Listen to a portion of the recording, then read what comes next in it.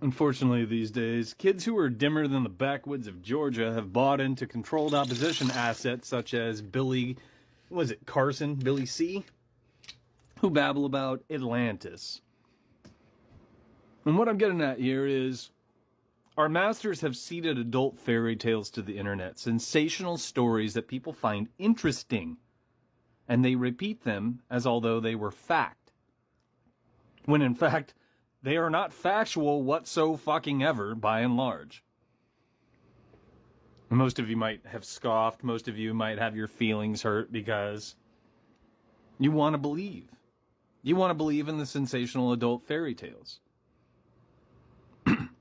So, what you should be doing with any of these subjects is going back to the roots. Where did it come from? What is it? What do we actually know? And then comparing against what people are fucking repeating. And when was the initial onset of what people are repeating first seeded to the public sphere? And when you do that, you realize that we've been taken for a ride and what people are talking about is fucking garbage. So in this case, first you got to think of Pythagoras, which had a Pythagorean cult, which was not in place to teach the masses information. It was a boys' club. It was a secret society. Secret society, or mystery school, which means you and I, if we lived back then and we weren't part of it, weren't supposed to know what they know. Now, Plato was tutored there. Plato was allegedly a student of Pythagoras. And Plato is who allegedly was just spoon-fed. This kid who was part of the Pythagorean cult, right? Well, yeah, I know he's a famous philosopher now. Ooh. But he was allegedly handed a second-hand account. And this is what we supposedly know, or at least what we echo, having to do with Atlantis. And anybody could sort this out, but you don't hear this come up. You don't hear people scrutinizing the information. Instead, you hear people talking about and waxing poetic about all of the sensational fucking garbage that came after that. Well after that.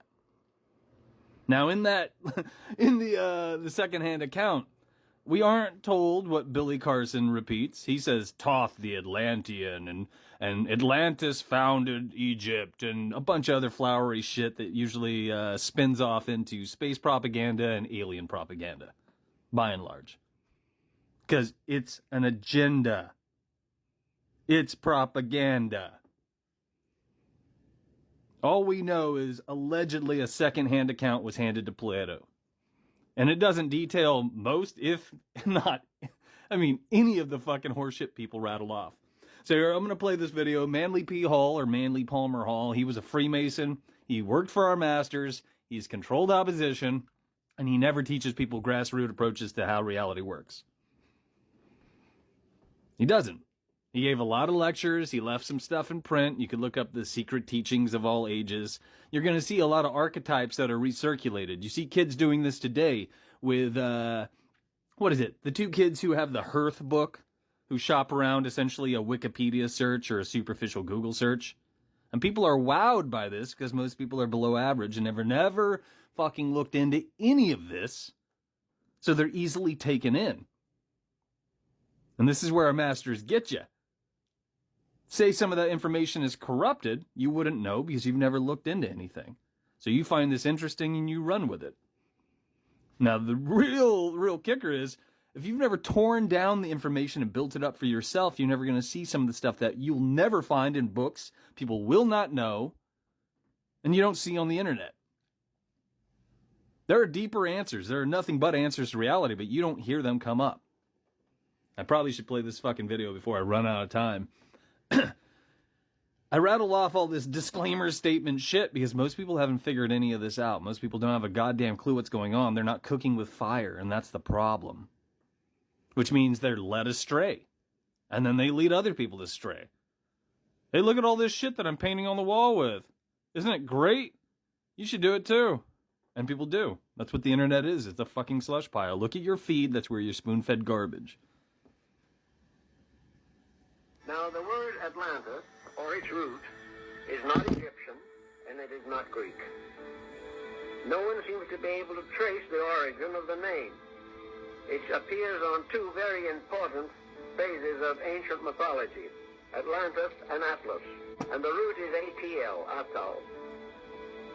Now, if we look to find a language in which that word or that root is permissible or was used, we find of the Mayas. It also has more than just a name significance.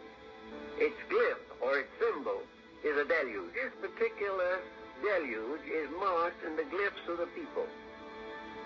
The story is told in pictures. There is one in which the sky's dragon or the sky's serpent is pouring water from its mouth. And below this, the god of death is dancing on the earth. Now, the word Atlantis... So some what he's rattling off in there, you can find this in a book that was left in the public sphere quite a while back. What is it? It's titled Atlantis, the Antediluvian World, fully illustrated version by Ignatius Donnelly. The first name's Ignatius. I'll repeat it slower. Ignatius.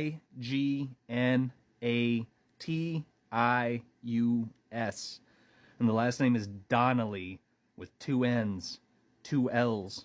Donnelly. Don Nelly. We don't know dick for shit having to do with Atlantis and what they have people looking for. In other words, think of Richard C. Hoagland, who will urge you to look for structures on the moon and waste your fucking life. Or, you know, what is it, Stephen Greer and those other assholes who will tell you to fucking chase crop circles and waste your fucking life.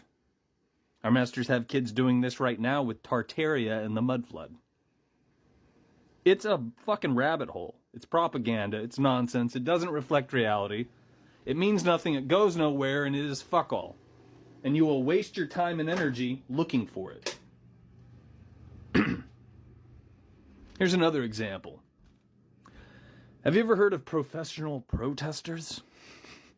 The reason our masters have people march in the street and scream at the sky and act like a bunch of dumb cunts is to wear you out. If it wasn't bad enough already, you know, drinking yourself to death during the weekend and all the other shit that we do to try to unwind in between, you know, being a debt slave, some of you will buy into running out the door and screaming at the sky and being a protester, marching for a cause, and quite literally expending your time and energy, as is intended by our masters, so that you don't do something constructive that could change something. The same applies to chasing these rabbit holes that go nowhere. We're not looking for fucking rabbit holes. That's why it's in the fucking programming. That's why in the programming you're told to chase the white rabbit numerous times. It's by design. I've stressed this numerous times.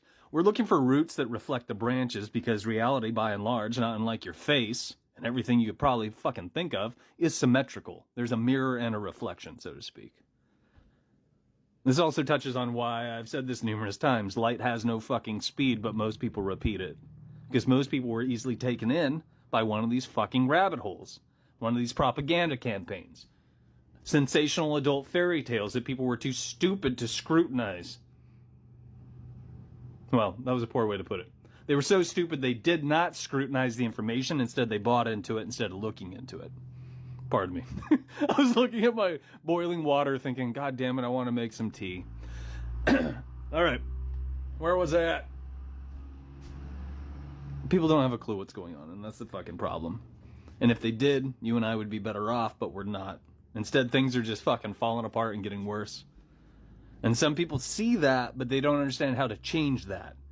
The way to change that is to pull your head out of your ass and put in the time, buckle down, be worth your salt, have a little bit of grit. But that would take time and energy. That would take a little bit of know-how to be able to reason things out. And people don't know where to begin with that because people cannot think abstractly these days. Most people don't have an imagination cap to fucking adjust. And that should terrify you. That should keep you up at night.